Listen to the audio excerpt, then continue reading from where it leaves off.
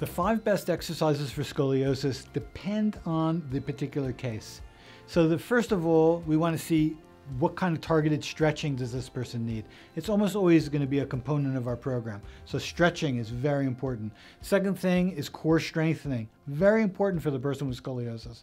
And then the last 3 are going to be targeted to the type of curve. And these are going to be derotational exercises. These are going to be exercises that lift the spine into correction. And most importantly is something called neuromuscular reeducation, which is a type of exercise that retrains the postural mechanisms so that all the other things can be stabilized. Thanks for watching. I hope you found all this information helpful.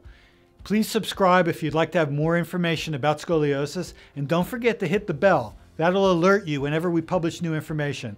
And if you've got any questions, write them in the comments field, and I'm going to make sure to address them in a future video. Thanks for watching.